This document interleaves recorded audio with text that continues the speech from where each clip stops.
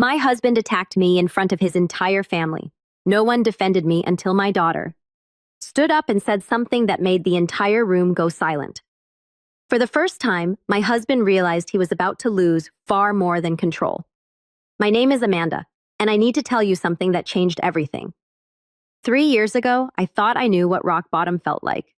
I was wrong.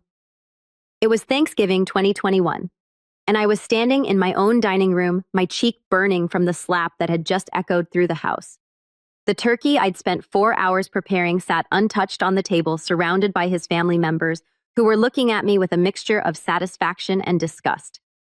"Maybe now you'll learn some respect," his mother said, dabbing her mouth with the cloth napkin I'd ironed that morning. "A woman should know her place." His sister nodded approvingly. "Poor Marcus has been dealing with this attitude for years. We've been telling him he's too patient with you." I stood there, my hand pressed against my stinging cheek, feeling smaller than I ever had in my 32 years. Marcus towered over me, his 6-foot frame casting a shadow across the mahogany table his mother had insisted we buy with money we didn't have. The same table where I'd served countless meals to people who treated me like hired help. "Sit down and eat," he commanded, his voice still carrying the edge that had preceded the violence. "And maybe think about what you did to deserve that." What had I done? I'd asked his uncle to please not smoke cigars in the house because Lucy had asthma. That was it.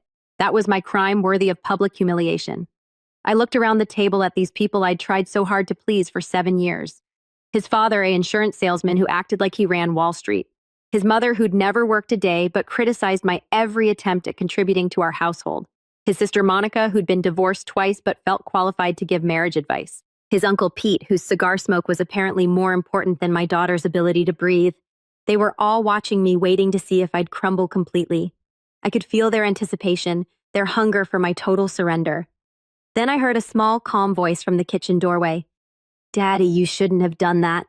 Lucy stood there, all 52 pounds of her holding her tablet in her small hands. She looked so tiny in her purple dress, the one I'd bought specially for today, hoping this Thanksgiving would be different. Marcus turned toward his daughter, his face still flushed with anger. "Go to your room, Lucy. Adults are talking." But Lucy didn't move. She looked directly at her father with those dark eyes that were exactly like mine, and spoke with a composure that would have impressed seasoned negotiators. "I recorded everything. Daddy, the hitting, and what everyone said after. I already sent it to Grandpa Jim." The silence that followed was deafening. Marcus's face went from red to white in seconds. His mother's fork clattered against her plate. "What did you just say?" Monica whispered. Lucy held up her tablet and I could see the recording app was still running. "I've been recording you for weeks, Daddy. Grandpa Jim taught me how. He said, if anyone ever hurt Mommy, I should make sure there was proof." Marcus lunged toward Lucy, but she stepped back quickly. "I already uploaded everything to the cloud. Daddy, Grandpa Jim has copies now. He's probably already on his way. I watched my 9-year-old daughter, this tiny person I'd been trying so desperately to protect, and realized she'd been protecting me instead. While I'd been suffering in silence, she'd been building a case." His uncle Pete stood up abruptly. "We should go. Nobody's going anywhere until we figure this out." Marcus snarled, but his voice was shaking now. Lucy looked at her father with pity that seemed far too mature for her age. "Grandpa Jim says men who hit women are cowards. Daddy, he's going to want to have a talk with you. Let me take you back 3 hours before that moment to show you how we got there. It was 2 p.m. and I was standing in my kitchen methodically basting the 18-pound turkey that would feed the people who despised me. My hands were shaking slightly, not from nervousness about the meal, but from the verbal assault I'd endured since dawn. The stuffing smells burned, Marcus had announced from his recliner, though I knew it wasn't. I'd made the same recipe for 7 years, perfecting it each time, hoping someday it would earn me a single compliment. "I'll check it again," I'd replied, keeping my voice level. Experience had taught me that any hint of defensiveness would trigger an escalation. Lucy sat at the kitchen island, supposedly doing homework, but actually watching me with those perceptive eyes. At 9, she'd developed an unsettling ability to read the emotional temperature of our house. She knew that when Daddy's voice carried that particular edge, when Mommy's shoulders tensed in that specific way, trouble was coming. "Mama," she whispered when Marcus went upstairs to shower, "your face is doing that thing again." I touched my jaw, realizing I'd been clenching it so tightly my teeth ached. "What thing, baby? The scared thing, like when you're trying not to cry?" I knelt beside her chair, smoothing her dark hair that was so much like my own. "I'm just tired, sweetheart. Big dinners are a lot of work." But Lucy wasn't buying it. She'd inherited my intuition along with my eyes. and at 9 she was already more emotionally intelligent than her father would ever be. "He's going to be mean to you today," she said, matter-of-factly coloring in her math worksheet with purple crayon. "Grandma Patricia called this morning. I heard her say, 'You better not embarrass the family.'" My heart sank. I'd hoped Marcus's mother would skip this year, maybe visit Monica instead. But Patricia never missed an opportunity to remind me of my inadequacies in front of an audience. "Lucy, you don't need to worry about grown-up stuff," I said, though we both knew she'd been worrying about grown-up stuff since she was old enough to understand that other daddies didn't make their mommies flinch. Marcus's footsteps thundered down the stairs, and Lucy immediately straightened in her chair, pencil poised over her homework like a shield. We'd both learned to recognize his moods by the sound of his approach. "Why does it smell like something's burning down here?" he demanded, though nothing was burning. "I don't smell anything burning," I said carefully. "Are you calling me a liar, Amanda?" This was the trap, the one I fell into every time despite knowing better. If I agreed with him, I was admitting incompetence. If I disagreed, I was challenging his authority. There was no right answer, no Marcus. I'll double-check everything. He walked to the stove and lifted the lid off the green bean casserole, making a show of waving away imaginary smoke. "Jesus Christ, Amanda, my family's going to think I married someone who can't even cook." Lucy's crayon pressed harder against her paper, and I saw her jaw clench the same way mine did. She was learning to carry tension in her little body, preparing for the explosion that might or might not come. "The beans look perfect," Daddy Lucy said quietly, her voice carefully neutral. Marcus' attention shifted to his daughter. "Did I ask for your opinion?" "No, sir. Then keep it to yourself." I watched my daughter's face close off, watched her retreat into that careful blankness she'd perfected as a survival mechanism. At 9 years old, she was already an expert at making herself small and invisible when the emotional weather turned dangerous. The doorbell rang, and Marcus immediately transformed. His face relaxed into the charming smile he reserved for outsiders, his voice dropping to the warm, reasonable tone that had fooled me when we first met. "That must be Mom and Dad," he said, kissing my forehead like a loving husband. "You look beautiful, honey." I almost laughed at the performance.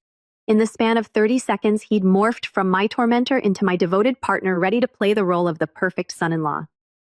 Lucy watched this transformation with clinical interest, and I realized she was studying him, learning his patterns, cataloging his behaviors like a tiny anthropologist, documenting a dangerous species. "Mama," she whispered as Marcus went to answer the door. "Do you want me to stay close to you today?" My 9-year-old daughter was offering to be my bodyguard, and the terrible thing was I almost said yes. They came through my front door like a conquering army, armed with cutting remarks disguised as concern and criticism wrapped in false affection. Patricia Marcus's mother swept in wearing her favorite weapon, a cream-colored suit that probably cost more than my monthly grocery budget. She air-kissed my cheeks while scanning my appearance with the thoroughness of a building inspector looking for code violations. "Amanda, dear," she said, her voice dripping with artificial sweetness. "You look tired. Are you sleeping enough?" It was her opening move disguised as maternal concern, but designed to plant the seed that I looked haggarded, worn down, insufficient for her precious son. Marcus's father, Robert, followed behind her, already reaching for his phone to check the stock market because apparently even Thanksgiving couldn't compete with his portfolio's performance. He managed a grunt of acknowledgement in my direction before settling into what had become his chair in my living room. But it was Monica who brought the real artillery.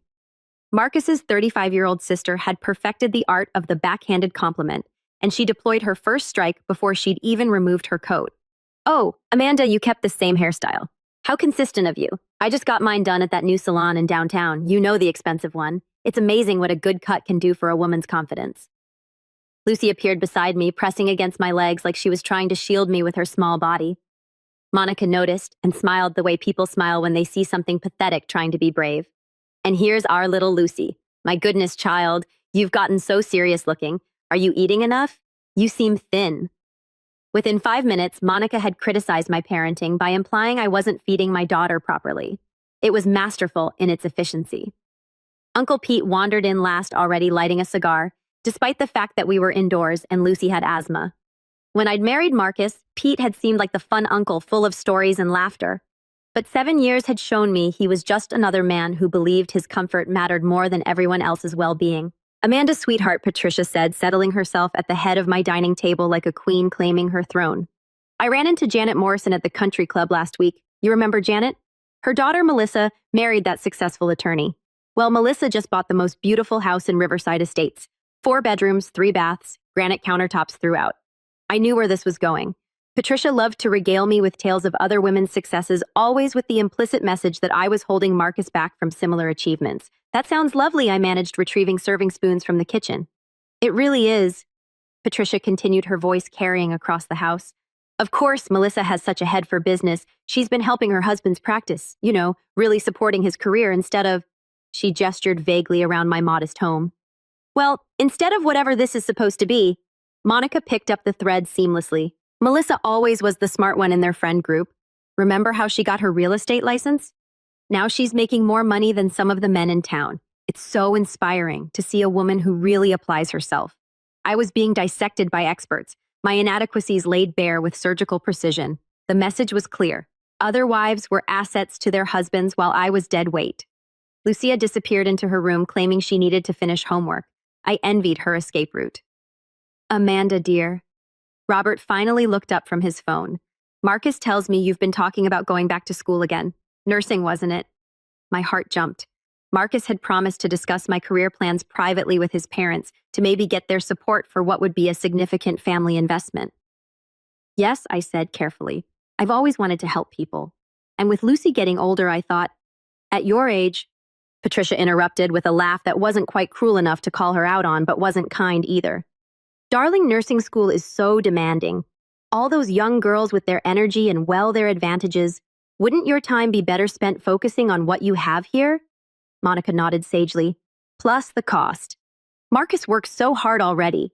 It seems selfish to add that kind of financial burden when you could just, I don't know, maybe get a part-time job at a retail store or something. They were destroying my dreams with the efficiency of a demolition crew, making it sound like practicality instead of cruelty. Besides, Patricia added, Lucy needs her mother home. Children from broken schedules often develop problems.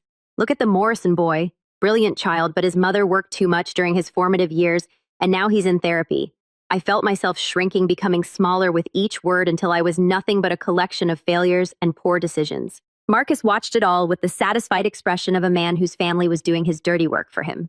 Dinner was a masterclass in psychological warfare disguised as family conversation. I'd outdone myself with the meal. The turkey was perfectly golden, the stuffing was moist but not soggy, and the cranberry sauce had just the right balance of tart and sweet. But perfection had never been enough to earn me peace in this house. This turkey is a little dry, Patricia announced after her first bite, though I could see the juice running down her fork. I think it's delicious, Lucy said quietly, her small act of rebellion earning her a sharp look from her grandmother. Children don't really have developed palates, dear, Patricia replied with false patience. Amanda, you might try brining next time. Melissa Morrison's turkey is always so moist. She uses some special technique she learned from a cooking class. There it was again. The comparison to the mythical Melissa, perfect wife and daughter-in-law who apparently excelled at everything I failed to do adequately. Monica picked up the torch. Speaking of classes, didn't you say you wanted to take some… What was it again, nursing?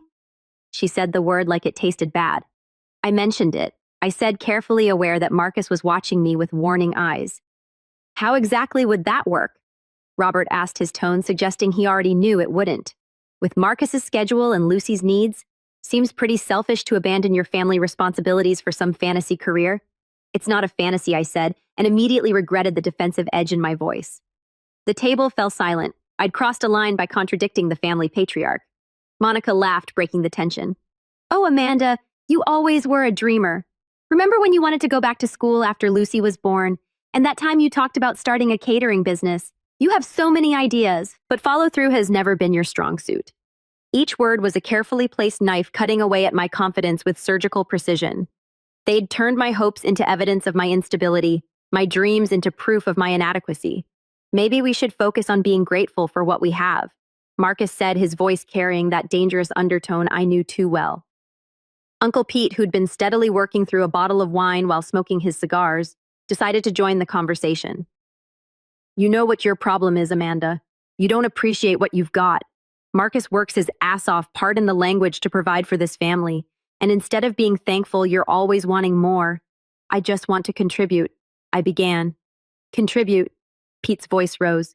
You think raising a child and keeping house isn't contributing? What's wrong with women these days? My generation understood what marriage meant. Lucy had stopped eating, her fork frozen halfway to her mouth as she watched the adults tear apart her mother's character. Maybe Amanda feels unfulfilled because she doesn't put enough effort into what she already has, Patricia suggested with false compassion.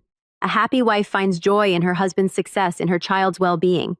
When we're constantly reaching for more, we miss the blessings right in front of us. They were suffocating me with their twisted logic, making my desire for education and purpose sound like ingratitude and selfishness.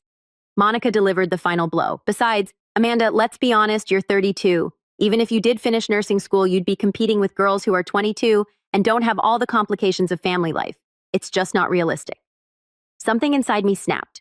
Not the explosive kind of snap that leads to dramatic confrontations, but the quiet kind that happens when you finally see clearly through years of carefully constructed gaslighting. You know what? I said, my voice steady, despite the rage building in my chest.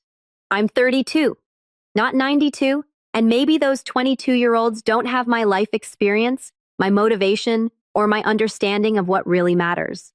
The silence that followed was arctic. Marcus's face flushed red. Amanda. His voice carried a warning that anyone else would have heeded. But I was done being warned, done being silenced, done being made small by people who needed me, diminished to feel powerful. No, Marcus. I'm tired of apologizing for having ambitions. I'm tired of pretending that wanting more than this makes me ungrateful. That's when he hit me. The slap echoed through the dining room like a gunshot, and for a moment, everyone froze. Then Patricia smiled, actually smiled, and nodded approvingly. Finally, she murmured, "A woman needs boundaries. Let me tell you about Mrs. Stanley, Lucy's third-grade teacher, and how a simple school project became the key to our freedom." It was October, about a month before that devastating Thanksgiving dinner. Lucy had come home from school carrying a manila folder and wearing an expression I couldn't quite read, serious but not troubled, like she was processing something important. "Mama, I need help with a project," she announced, settling at the kitchen table where she always did her homework. I was folding laundry, grateful for a peaceful moment while Marcus was still at work. These quiet hours between Lucy's return from school and Marcus's arrival home had become precious to me, the only time I could breathe freely in my own house. "What kind of project, baby?" Lucy opened her folder and pulled out a worksheet titled Family Dynamic Study. My stomach clenched instinctively, though I couldn't have explained why. "Mrs. Stanley says we need to observe and document how families communicate and solve problems." Lucy explained, reading directly from the instruction sheet. "We have to record interactions between family members for 2 weeks and then write a report about what we learned." I sat down beside her, scanning the assignment. It seemed innocent enough, asking children to notice patterns in how their families function, to identify communication styles, to observe conflict resolution methods. "Mrs. Stanley says, some families are really good at talking through disagreements, and some families have different approaches," Lucy continued, her 9-year-old brain clearly working through concepts that were more complex than typical third-grade material. "What exactly does she want you to record?" I asked, though part of me already suspected where this was heading. Lucy flipped to the next page, which contained detailed instructions about documentation methods. Students could write journals, create charts, or even use technology like tablets or phones to record family conversations. With permission, of course. "She says it's important to capture real interactions, not just what we think happens," Lucy said, her dark eyes meeting mine. "Sometimes families don't realize their own patterns until someone outside points them out." I felt a chill run down my spine. Mrs. Stanley had been Lucy's teacher for 2 months, and she'd struck me as unusually perceptive during our parent-teacher conference. She'd asked careful questions about Lucy's home life, noting that my daughter seemed hypervigilant and unusually mature for her age. "Did Mrs. Stanley say anything else about this project?" I asked. Lucy nodded. "She said some kids might discover things about their families that surprise them, and if anyone feels unsafe or uncomfortable with what they observe, they should talk to her privately." The woman was brilliant, without directly asking children to report abuse. She'd created a legitimate academic framework for them to document and seek help for unhealthy family situations. "She also said we can share our recordings with other family members if we want to." Lucy added, "Like if we want to show our observations to grandparents or aunts and uncles who might be interested in family patterns."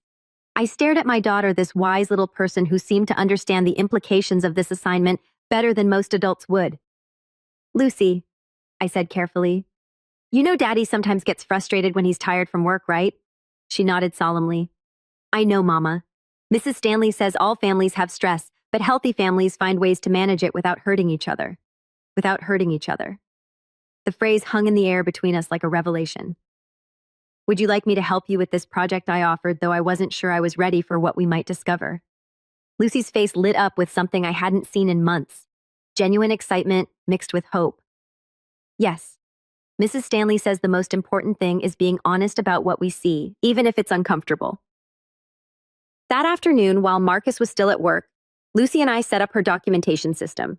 She decided to use her tablet to record interactions with backup notes in a composition journal. We practiced with harmless conversations, discussing homework planning, weekend activities, talking about her day at school. But even in these innocent moments, I noticed patterns I'd never consciously acknowledged. How my voice automatically became smaller and more careful when we heard Marcus' car in the driveway. How Lucy instinctively moved closer to me when his footsteps approached. How both of us unconsciously braced for criticism or conflict. Mama Lucy said as we finished setting up her observation materials. Grandpa Jim called yesterday when you were at the store. My father had been checking in more frequently lately, though he lived 3 states away. A retired Army colonel. He had an uncanny ability to sense when something was wrong with his family. What did you two talk about? Lucy looked at me with those old eyes in her young face. I asked him a hypothetical question. What kind of hypothetical question? I asked him what he would do if someone was hurting you.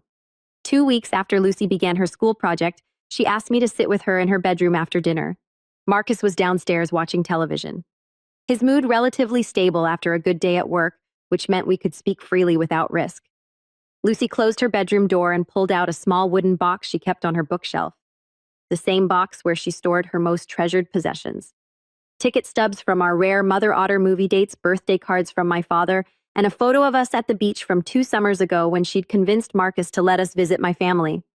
Mama, I need to show you something, she said, her voice carrying the weight of someone much older than 9. She opened the box and pulled out her tablet along with a composition notebook filled with her careful 9-year-old handwriting.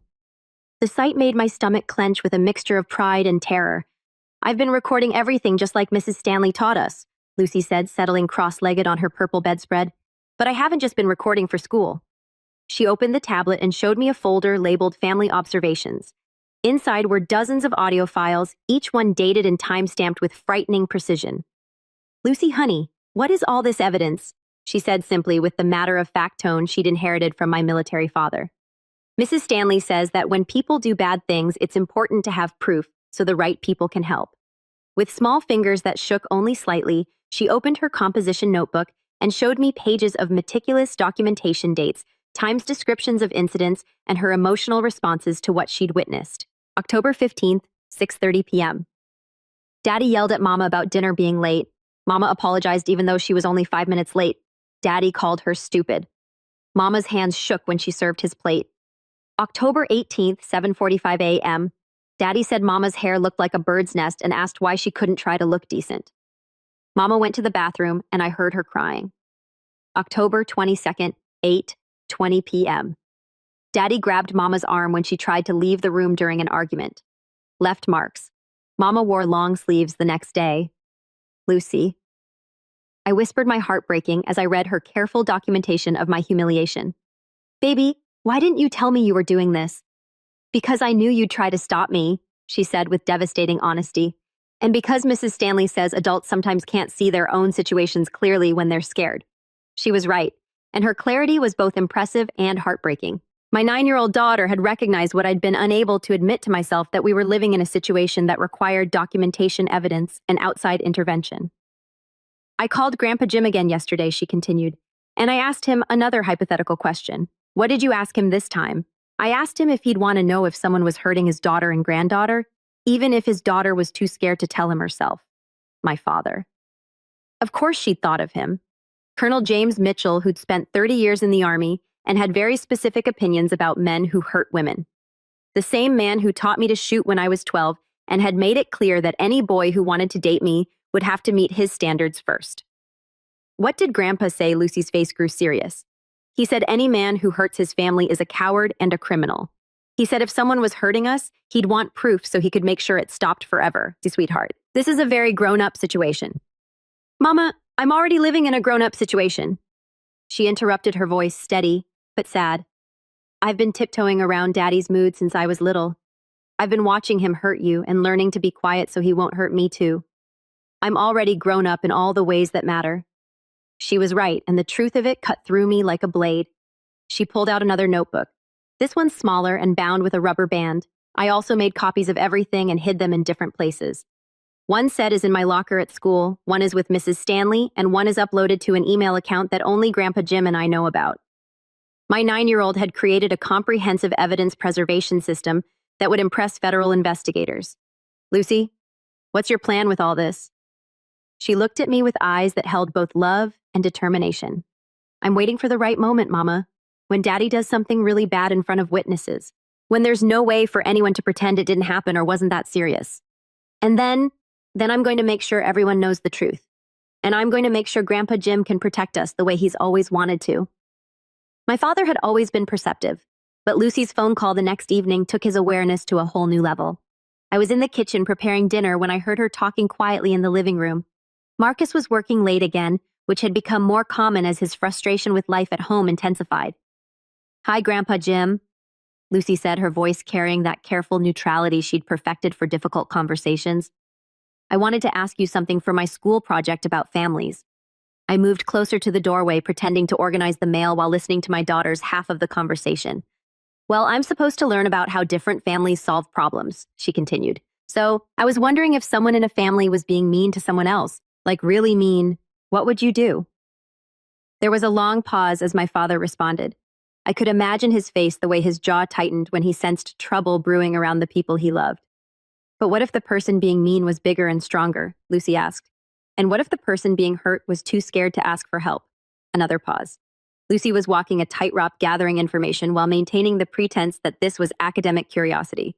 Hypothetically, she said, using a word that seemed too sophisticated for a 9-year-old, but fit perfectly with her precocious intelligence.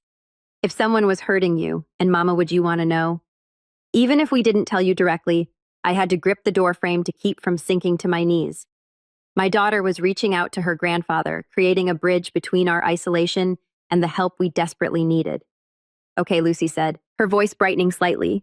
And if someone did want to tell you about something bad happening, how would they do it? Like, what kind of proof would help you understand? The conversation continued for another 10 minutes, with Lucy asking increasingly specific questions disguised as academic curiosity. By the time she hung up, she'd essentially created an instruction manual for reporting domestic abuse to a retired military officer. Mama, she called softly, can you come here?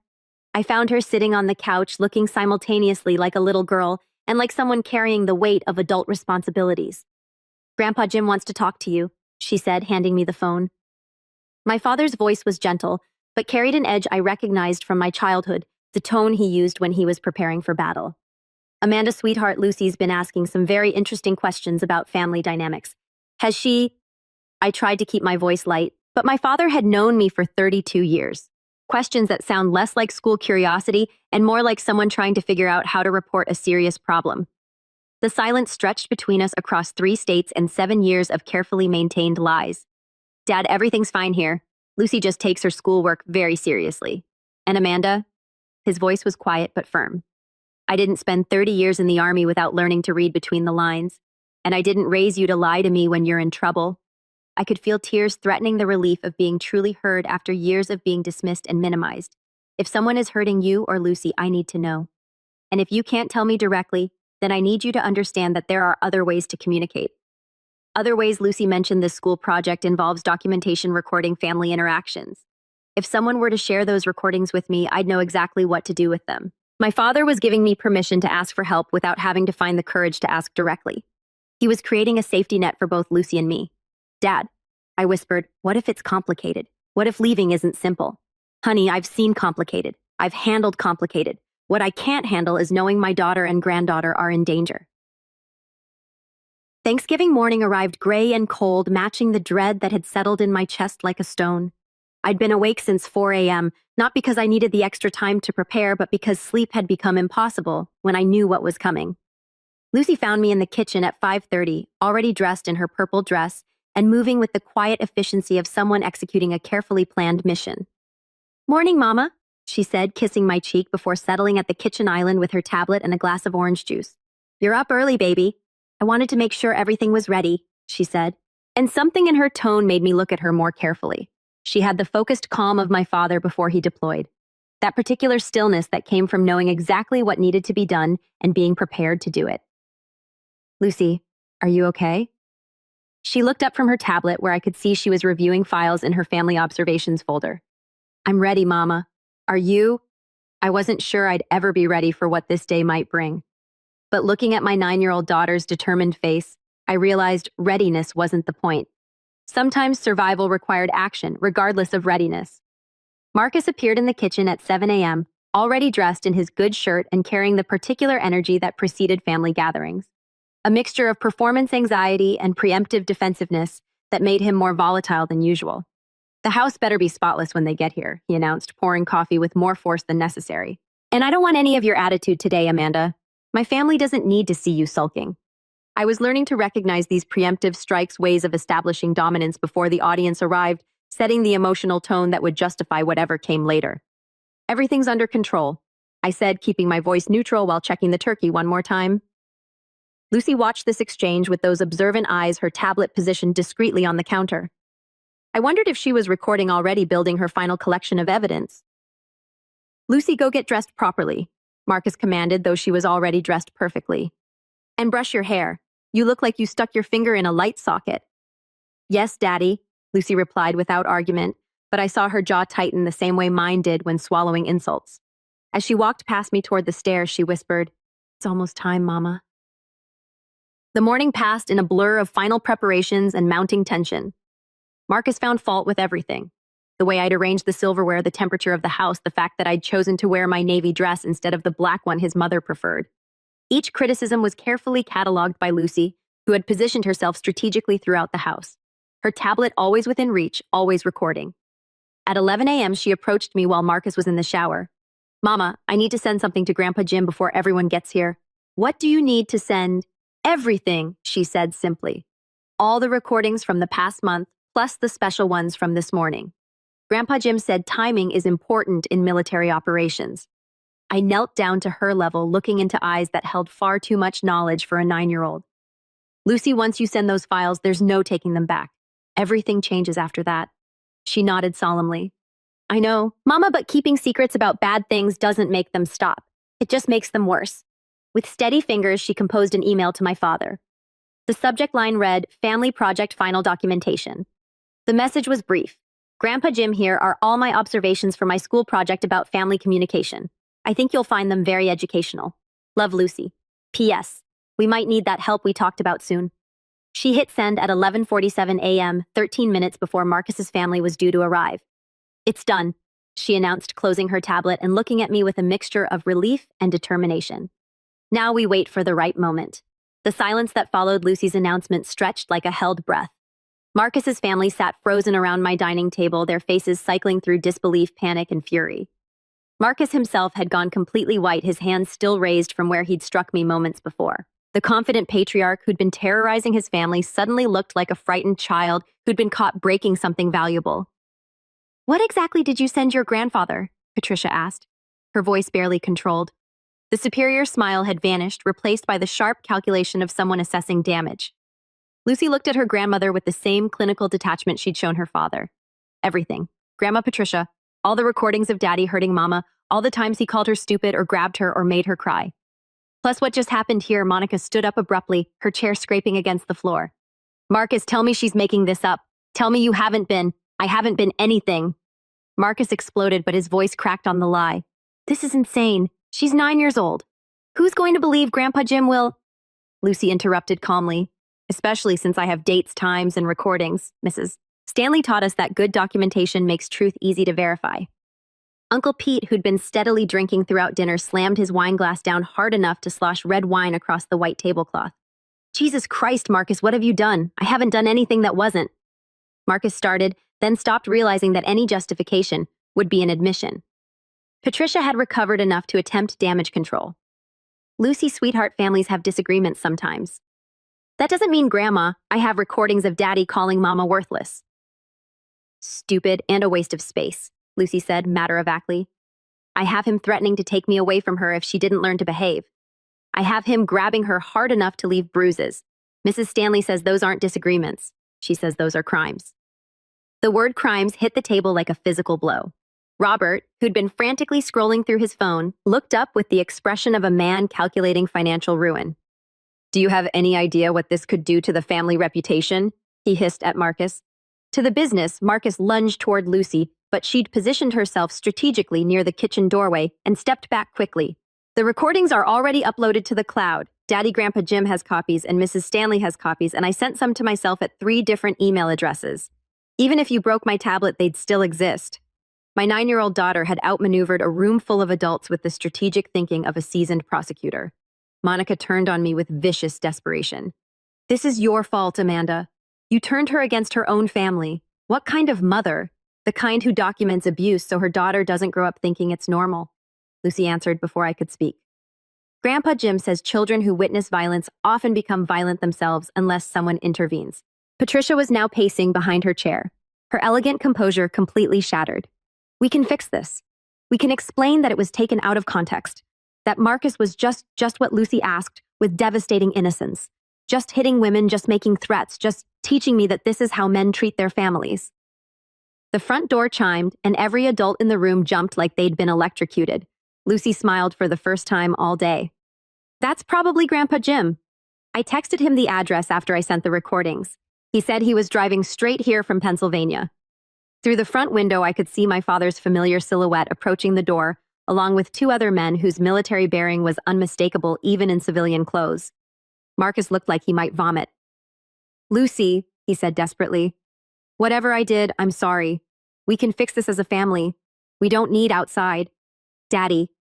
Lucy interrupted, her voice gentle but firm. Grandpa Jim says apologies don't count when someone only says sorry after they get caught. The doorbell rang strong and insistent. Lucy looked around the table at the adults who'd spent the day tearing down her mother, and her expression was pure steel. I think it's time for the grown-ups to have a real conversation about family dynamics. My father filled the doorway like an avenging angel in a pressed shirt and khaki pants. At 62, Colonel James Mitchell still carried himself with the bearing of a man accustomed to command, and the 2 men flanking him had the same unmistakable military presence. Amanda, he said, his voice gentle as his eyes found mine, then hardened to steel as they swept the room. Lucy called and said, You might need some assistance with a family discussion. Marcus had shrunk back against the dining room wall, his earlier bravado evaporating in the face of 3 men who looked like they'd handled bigger problems than a small-town bully. Dad, I started, but he held up one hand. I've heard the recording, sweetheart, all of them. We can talk later. His attention fixed on Marcus with laser precision. Right now, I think this gentleman and I need to have a conversation outside. This is my house, Marcus stammered, trying to summon authority he no longer possessed. And these are my daughter and granddaughter, my father replied with the quiet certainty of a man stating natural law. Gentlemen, would you mind joining us in the backyard? I think some fresh air might help clarify everyone's thinking. The 2 men with him, who I later learned were retired military police and longtime family friends, stepped forward with the coordinated movement of people who'd worked together before. This is kidnapping, Patricia shrieked, but her voice carried no real conviction. Ma'am, we're just facilitating a discussion between men, one of my father's companions said politely. Sometimes these conversations require privacy to be fully productive. Marcus looked around the room, desperately seeking support from his family, but they'd all discovered urgent interest in their plates, their phones anything but meeting his eyes. Marcus, my father said, his tone conversational but carrying absolute authority, we can do this easy or we can do it hard, but we're going to do it. 20 minutes later, Marcus returned to the dining room, looking like he'd been through a washing machine. His shirt was dirty, there was grass in his hair, and he was walking with the careful gait of someone who'd recently learned some hard lessons about physics. My father and his friends followed, looking perfectly composed except for my father's slightly scuffed knuckles. Marcus has some things he'd like to discuss with everyone, my father announced pleasantly. Marcus cleared his throat, his voice noticeably. I'm going to be moving out tonight, and I'll be signing divorce papers with a very generous settlement for Amanda and Lucy. How generous? Robert asked sharply, his accountant's instincts kicking in despite the circumstances. One of my father's companions pulled out a manila folder and handed it to Marcus, who opened it with shaking hands. The house is Amanda's, free and clear. Marcus read in a voice barely above a whisper. Full custody of Lucy to Amanda with supervised visitation only after completion of court-mandated counseling. Monthly support payments of $4,000 until Lucy turns 18. Patricia gasped. $4,000. That's fair compensation for 7 years of unpaid labor and psychological abuse. My father finished calmly. Plus, there's a clause about Lucy's college fund. Marcus will be contributing $25,000 annually until she graduates. Marcus continued reading with the enthusiasm of a man reading his own execution warrant. I waive any claim to retirement account savings or other assets. I agree to attend anger management and domestic violence counseling. I acknowledge that any violation of these terms or any contact with Amanda or Lucy outside of supervised visitation will result in. He trailed off, apparently unwilling to finish the sentence. Will result in what Monica demanded. My father smiled, and it wasn't a friendly expression. Let's just say Marcus and I have reached an understanding about the consequences of future bad behavior. Uncle Pete, whose cigar had gone out during the outdoor discussion, was staring at Marcus with something approaching respect for the first time I'd ever witnessed. Jesus, Marcus, just sign it, he muttered. Cut your losses.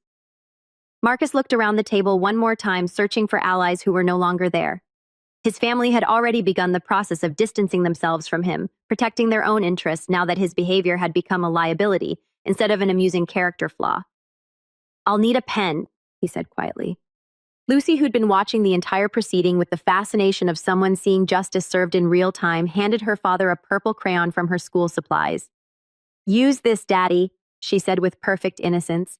It's the same color as my dress. 6 months after that Thanksgiving dinner, Lucy and I were sitting in our kitchen now reviewing acceptance letters from 3 different nursing programs. The house felt completely different without Marcus's oppressive presence. Colors seemed brighter, sound seemed softer, and for the first time in years I could breathe freely in my own home. We'd redecorated Lucy's room in shades of purple and silver, and I'd turned Marcus's former man cave into a study space where I could do my coursework. I think you should choose Metropolitan Community College, Lucy said, spreading the brochures across the kitchen table with the same methodical attention she'd given to documenting our old life. Their clinical rotation program has the best hospital partnerships. At 10 years old, my daughter had become my most trusted advisor, though she was finally acting more like a child and less like a tiny war strategist. How do you know about clinical rotations? I asked, marveling at her research skills. I called and asked. I told them my mom was applying and I wanted to make sure she picked the best program. She grinned. The admissions counselor thought I was really mature for my age. I was starting classes in the fall using the generous divorce settlement to finally pursue the dream that had been deferred for so long. Marcus's monthly payments combined with my part-time job at a local clinic meant we could live comfortably while I focused on my education. The transformation in both of us had been remarkable. Lucy had blossomed into a confident, curious child who no longer flinched at raised voices or watched doorways for signs of danger. Her teacher, Mrs. Stanley, had become not just an educator but a family friend, checking in regularly and celebrating each milestone in our recovery. Mom, Lucy said, using the more grown-up title she'd recently adopted. I got a letter today, too. She handed me an official-looking envelope addressed to Lucy Mitchell Henderson. Inside was a certificate of recognition from the County Child Protection Services acknowledging her courage and initiative in protecting family safety. They want me to speak at a conference for teachers and social workers. She explained about recognizing signs of domestic violence and how to help kids document unsafe situations. My brave girl was turning her traumatic experience into a tool for helping others. The strength she'd shown during our darkest times was now being channeled into advocacy and education. The doorbell rang and Lucy jumped up to answer it. Through the window, I could see Marcus' sedan parked at the curb his supervised visitation day. The court-mandated counseling had begun to show some effects. Marcus was more subdued now, careful with his words and movements around Lucy. The swagger and entitlement had been replaced by something approaching humility, though I suspected it was born more from fear of consequences than genuine remorse. Hi, Daddy, Lucy said politely as she opened the door. Their relationship was civil but distant now, like acquaintances maintaining necessary pleasantries. Hello, Lucy. Are you ready for our afternoon together? She nodded and grabbed her backpack, which I knew contained her phone with GPS tracking and emergency contacts programmed in. Trust would be a long time coming if it ever came at all. I'll have her back by 6. Marcus said to me, his tone respectful in a way it had never been during our marriage. After they left, I sat in the quiet house reviewing my nursing school materials. The prerequisites I'd needed to complete had been challenging, but manageable. And I'd surprised myself by earning A's in anatomy, chemistry, and psychology. My phone buzzed with a text from my father. How's my college girl doing today? Dad had stayed for 2 weeks after Thanksgiving, helping us transition and making sure Marcus understood the permanence of the new arrangements. He'd connected us with excellent legal representation, helped us install a security system, and made it clear to everyone in town that his daughter and granddaughter were under his protection. The legal proceedings had been swift and decisive. Marcus's family, faced with the reality of documented abuse and potential criminal charges, had pressured him to accept the divorce terms without contest. They distanced themselves from the situation completely, and we hadn't heard from any of them since the papers were signed.